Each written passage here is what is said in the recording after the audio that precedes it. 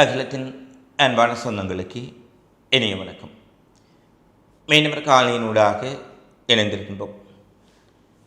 Iran America இடையிலான போர் நிறுத்தத்தில் நேற்றைய தினம் லெபனான் மீது இஸ்ரேல் நடத்திய கண்மூடித்தனமான மிக கொடூரமான தாக்குதல்கள் மிகப்பெரிய சிக்கலை ஏற்படுத்தியிருக்கின்றன. இந்த போர் நிறுத்தம் முறிவடைந்து விடுமா என்ற அச்சம் தற்போது மேலோங்கி இருக்கின்றது.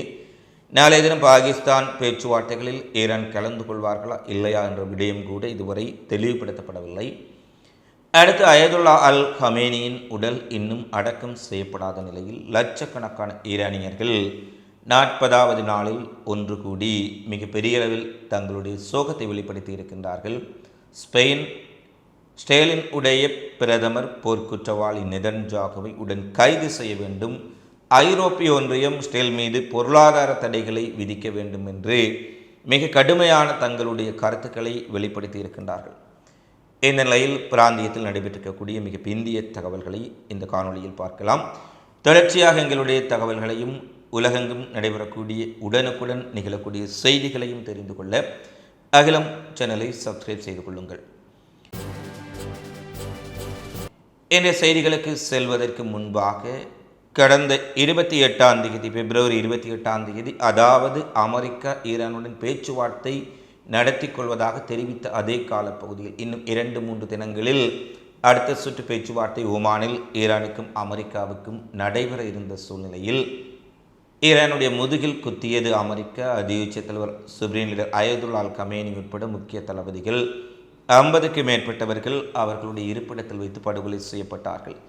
இந்த சூழ்நிலையில் இன்றைய நாள் அதாவது ஏப்ரல் 9ஆம் தேதி ஆன்மா விடைபெறும் நாள் என்று சொல்லக்கூடிய ஒரு யுகத்தின் முடிவு, ஒரு துக்கத்தின் உச்சம் என்று தெரிவித்து பிப்ரவரி 28ஆம் தேதி இஸ்ரேல் அமெரிக்க கூட்டு ஆக்கிரமிப்பு படைகளால் கொல்லப்பட்ட அயதுல்லா அல் ஹமேனிக்கு ஈரான் முழுவதும் இருக்கக்கூடிய தெருக்களில் இறங்கி மக்கள் மிகப்பெரிய அஞ்சலியையும் நினைவேந்தலையும் செய்திருக்கின்றார்கள். அயதுல்லா அல் ஹமேனி இந்த ஈரானை கட்டமைத்திருக்கக்கூடிய மிக முக்கியமான சிற்பி.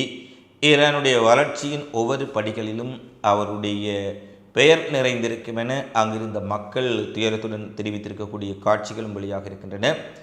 தலைநகர் டெஹ்ரானில் லட்சக்கணக்கான மக்கள் கண்ணீர் அஞ்சலி செலுத்தி இருக்கும் சூழ்நிலையில் இன்னமும் அயதுல்லா அல் ஹமேனியினுடைய உடல் ஏன் அடக்கம் செய்யப்படவில்லை என்ற கேள்விகளும் தற்போது எழுந்திருக்கின்றன. இதற்கான காரணம் என்ன? எதற்காக இந்த உடல் அயதுல்லா அல் ஹமேனியின் இறந்த உடல் அடக்கம் செய்யப்படவில்லை என்ற விடயங்களையும் நாங்கள் வெளிப்படுத்தப்பட்ட பின்னர் அவற்றை உங்களுக்கு தருவதற்காக தயாராக இருக்கின்றோம். அடுத்து ஜெருசலேமில் இருக்கக்கூடிய வரலாற்று சிறப்புமிக்க அல்-அக்ஸா மசூதி. அல்-அக்ஸாவை யாரும் அறியாமல் இருக்க மாட்டீர்கள். இந்த காசா யுத்தத்திலேயே ஒரு மிக முக்கியமான விடயமாக இருப்பது அல்-அக்ஸா மசூதியில் இஸ்ரேலினுடைய ஆக்கிரமிப்பு, அல்-அக்ஸாவை விடுவிக்கும் ஒரு நடவடிக்கை என்பதெல்லாம் கடந்த காலங்களில் தொடர்ச்சியாக இந்த பாலஸ்தீன விவகாரத்தில் நாங்கள் பேசி வருகின்றோம்.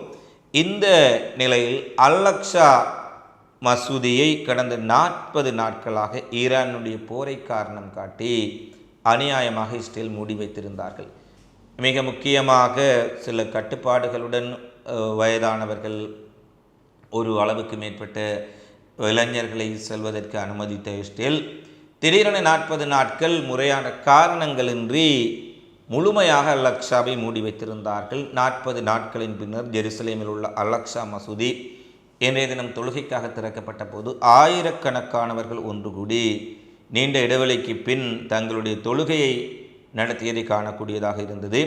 புனித தலத்துக்கு வருகை தந்து உணர்ச்சிபூர்வமாக தொழுகையில் ஈடுபட்ட அல்-அக்ஸா மசூதியில் ஈடுபட்டு இருக்கக்கூடிய தொழுகை நடத்தியவர்கள் இந்த அல்-அக்ஸா எப்போது முழுமையாக விடுவிக்கப்படுகின்றதோ அந்த நாள் தான் எங்களுக்கு முழுமையான ஒரு சுதந்திர நாள் என்று தெரிவித்திருக்கக்கூடிய காட்சிகளும் வெளியாக இருக்கின்றன. அடுத்து அமெரிக்க இஸ்ரேலிய கூட்டு தாக்குதல்களில் உயிரிழந்த மக்கள், ஐஆர்ஜிசி இராணுவத்தினர் மற்றும் மீட்பு பணியில் ஈடுபட்டிருந்தோர் என ஆயிரக்கணக்கானவர்கள் இஸ்ரேல் அமெரிக்க படைகளால் கொன்று குவிக்கப்பட்டிருக்கின்றார்கள். இந்த நிலையில் அமெரிக்க இஸ்ரேலிய தாக்குதல்களில் உயிரிழந்தவர்களுக்கு அஞ்சலி செலுத்தும் வகையில் 2 ஜனாதிபதி பெஷாஷ்கியான் மக்களோடு மக்களாக கூட்டத்தில் வந்து அஞ்சலி செலுத்தி இருக்கின்றார். எனவே ஈரான் தலைவர்கள் தொடர்ச்சியாக அமெரிக்க இஸ்ரேலினால் இலக்கு வைத்து கொல்லப்படும் பொழுதும் அவர் தைரியமாக மக்களோடு மக்களாக இருந்து தன்னுடைய அஞ்சலியை செலுத்தி இருக்கின்றார் என்பதை பார்க்கக்கூடியதாக இருக்கின்றது. இந்த தாக்குதலில் சிந்தப்பட்ட இரத்தம் நிச்சயமாக வீணாகாதென்றும் ஈரான் இறையாண்மையையும் ஈரான் தேசத்தையும் காப்பதற்காக உயிரிழந்த அனைவரையும் நாங்கள் நினைவிற்கொள்வோம் என பெஷாஷ்கியான் தெரிவித்திருப்பதோடு மக்களோடு மக்களாக நெருக்கமாக அவர் இந்த கூட்டங்களில் கலந்து கொண்டிருப்பதையும் பார்க்கக்கூடியதாக இருந்தது. ஈரான் அமெரிக்கா இடையிலான போர் நிறுத்தம் நேற்று லெபனான் மீது இஸ்ரேல் நடத்திய ஒரு வெறியாட்டம், கண்மூடித்தனமான ஒரு கொடூரமான கீழ்த்தரமான ஒரு தாக்குதலை இஸ்ரேல் நடத்தி இருந்தார்கள். குறிப்பாக 200க்கும் மேற்பட்ட பொதுமக்கள், அதில் 40க்கும் மேற்பட்ட குழந்தைகள், பெண்கள், முதியவர்கள், எல்லா இடங்களிலும் ஒரு கண்மூடித்தனமான வெறியாட்டத்தை இஸ்ரேல் நடத்தி இருந்தார்கள். எப்படியாவது இந்த போர் நிறுத்தத்தை குழப்ப வேண்டும் என்ற நோக்கில் இஸ்ரேல் நடத்திய தாக்குதல்கள் லெபனானின் ஆன்மாவையே புரட்டி போட்டிருக்கின்றது என்றால் சொல்லும் அளவுக்கு 250 பேருக்கு மேல் கொல்லப்பட்டார்கள். 1000க்கு மேற்பட்டவர்கள் காயமடைந்தார்கள். லெபனான் மருத்துவமனைகள் காயமடைந்தவர்களால் நிரம்பி வழிந்திருப்பதாக அங்கு இருக்கக்கூடிய செய்திகள் துயரத்துடன் வெளியாக இருந்தன. இந்த நிலையில் ஈரான் அமெரிக்கா இடையிலான போர் நிறுத்த ஒப்பந்தத்தில் லெபனான் விவகாரம் உள்ளடக்கப்படவில்லை என்பதை இஸ்ரேலும் அமெரிக்காவும் தெரிவித்திருந்தார்கள். இந்த போர் நிறுத்த ஒப்பந்தத்தில் மத்தியஸ்தம் வகித்தவர்கள் பாகிஸ்தான். ஆனால் பாகிஸ்தான் இந்த ஐக்கிய நாடுகள் சபையில் ஒரு தெளிவான விடயத்தை குறிப்பிட்டிருக்கின்றார்கள். ஈரான் அமெரிக்கா இடையிலான போர் நிறுத்த ஒப்பந்தம் தொடர்பாக பல்வேறுபட்ட கருத்துக்கள் வெளியாகி இருந்தாலும் கூட லெபனானில் நடக்கும் போரும் நிறுத்தப்பட வேண்டும் என்பது 2 தரப்பிலும் கூறப்பட்டு அது ஏற்றுக்கொள்ளப்பட்டது. ஆனால் இஸ்ரேல் அப்பட்டமான ஒரு போர் நிறுத்த மீறலை செய்திருக்கின்றார்கள். லெபனான் சேர்க்கப்படவில்லை என்று அமெரிக்கா இஸ்ரேல் கூறியதை மறுத்து ஐநா சபையிலேயே அதன் உண்மைத்தன்மையை பாகிஸ்தான் போட்டுடைத்திருக்கின்றார்கள். எனவே இஸ்ரேலும் அமெரிக்காவும் இந்த ஒப்பந்தம் தொடர்பில் பொய் கூறியிருப்பதையும் தாங்கள் லெபனான் மீது நடத்திய தாக்குதலை அவர்கள் நியாயப்படுத்தி இருப்பதையும் பாகிஸ்தான் தன்னுடைய உண்மை நிலவரத்தை வெளியிட்டு அம்பலப்படுத்தி இருக்கின்றார்கள். எனவே லெபனான் விவகாரத்தில் இஸ்ரேல் அமெரிக்கா இணைந்து அங்கு ஒரு படுகொலையை நடத்துவதற்கு இந்த ஒப்பந்தத்தில் அவை இடம்பெறவில்லை என்று குறிப்பிட்டாலும் அவை இடம்பெற்றுத்தான் இந்த போர் நிறுத்தம் கொண்டு வரப்பட்டது என்பதை பாகிஸ்தானின் ஐநா சபைக்கான பிரதிநிதி திட்ட தெளிவாக ஐநாவில் இன்றைய தினம் தெரிவித்திருக்கின்றார். அதேபோல ஈரானினுடைய வெளியுறவுத்துறை அமைச்சர் அப்பாஸ் அரக்ஷி அமெரிக்கா ஒரு போர் நிறுத்தத்தை ஆதரிக்க வேண்டுமா அல்லது தன்னுடைய வேட்டை நாய் இஸ்ரேல் மூலம் இந்த போரை தொடர வேண்டுமா என்பதை தீர்மானிக்க வேண்டும் என்றும் இவ்விரண்டையும் ஒரே நேரத்தில் செய்ய முடியாது என்றும் ஈரான் எச்சரித்துள்ளது. அதாவது ஒருபுறம் போர் நிறுத்தம் என்று சொல்லி நாடகமாடிக்கொண்டு மறுபுறத்தில் ஈரான் ஆதரவு பெற்றிருக்கக்கூடியவர்கள் மீதும் நாடுகள் மீது லெபனான் மீது வேறு பகுதிகள் மீது தாக்குதல் நடத்துவதை ஏற்றுக்கொள்ள முடியாத அப்பாஸ் அரக்ஷி தன்னுடைய எக்ஸ் தளத்தில் பதிவிட்டிருப்பதோடு ஈரான் மற்றும் அமெரிக்காவுக்கு இடையிலான போர் நிறுத்த விதிமுறைகள் மிகவும் தெளிவானவை என்றும் யூதர்களும் அமெரிக்கர்களும் எப்போதும் நம்பிக்கை வைக்கப்பட்டவர்கள் மீது முதுகில் குத்துவதாக ஒரு குற்றச்சாட்டை முன்வைத்திருக்கின்றார். அமெரிக்கா தனது நிலைப்பாட்டை தேர்வு செய்யப்பட்ட தருணம் இதுவென சுட்டிக்காட்டியுள்ள அவர் எந்த ஒரு நடவடிக்கைகளும் பின்விளைவுகளை தூண்டும் என்று எச்சரிக்கையும் விடுத்திருக்கின்றார். அதேபோல அமெரிக்கா லெபனான் மீதான இஸ்ரேலின் தாக்குதல்களை நியாயப்படுத்திய பின்னர் மீண்டும் மீண்டும் லெபனானில் மக்களை குறிவைத்து இஸ்ரேல் தாக்குதல் நடத்திய பின்னர் ஐஆர்ஜிசியும் ஒரு அறிவிப்பை விடுத்திருக்கின்றார்கள். நாங்கள் அமெரிக்காவை இஸ்ரேலையோ எப்போதும் நம்புவதில்லை. இம்முறையும் அவர்கள் மீது நாங்கள் நம்பிக்கை வைக்கக்கூடிய நேரத்தில் அவர்கள் மீண்டும் தங்களுடைய சுயரூபத்தை காட்டியிருக்கின்றார்கள். எங்களுடைய விரல்கள் சுடும் கருவிகளின் மேல், துப்பாக்கி முனைகளின் மேலும் ஏவுகணைகளின் மேலும் தான் எங்களுடைய விரல்கள் இருக்கின்றன. தொடர்ச்சியாக இஸ்ரேல் இதுபோன்ற தாக்குதல்களை நிறுத்தாவிட்டால் இஸ்ரேல் மீது மீண்டும் இதுவரை இல்லாத ஏவுகணை தாக்குதல்களை நாங்கள் நடத்துவோம் என்றும் எங்களுடைய இராணுவம் முழுமையான தயார் நிலையில்தான் இருக்கின்றார்கள் என்ற விடயத்தையும் இன்றைய தினம் ஐஆர்ஜிசி இராணுவம் தெரிவித்திருக்கின்றார்கள். அது மட்டுமல்ல, இந்த போரை பயன்படுத்தி ஈரானையும் ஈரானினுடைய நட்பு நாடுகளையும் ஏமாற்றுவதற்கு இஸ்ரேல் முயற்சித்தால் அதனுடைய விளைவுகள் நினைத்து பார்க்க முடியாத அழிவுகளை இந்த பிராந்தியம் முழுவதும் ஏற்படுத்திவிடும் என்ற ஒரு எச்சரிக்கையையும் அவர் விடுத்திருக்கின்றார். அடுத்து ஸ்பெயினின் உடைய பிரதமர் மிக முக்கியமான ஒரு அறிவிப்பை விடுத்திருக்கின்றார். இந்த போர் நிறுத்தத்தை எப்படியாவது நீர்த்து போக செய்து இந்த யுத்தத்தில் குளிர்காயக்கூடிய ஒரு தெளிவான வசனத்தை குறிப்பிட்டார். ஏனெனில் நெதன்யாகுக்கு இந்த போர் நடைபெற்றால்தான் தன்னுடைய அரசியலை கொண்டு செல்ல முடியும், தன்னுடைய அரசியல் வாழ்க்கையை நகர்த்த முடியும்.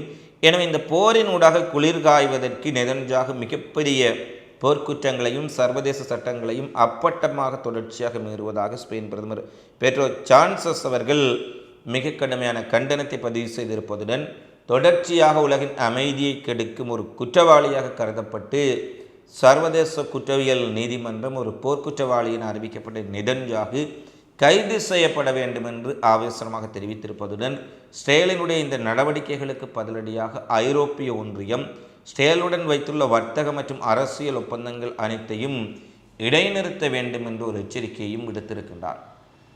இந்த ஐரோப்பாவிலேயே, இந்த நேட்டோ நாடுகளிலேயே ஒரு முதுகெலும்புள்ள துணிச்சல் மிக்க தைரியமான தலைவர் என்று சொன்னால் நிச்சயமாக ஸ்பெயின் தலைவர் பெட்ரோ சான்சஸை தான் அனைவரும் கை காட்டுவார்கள்.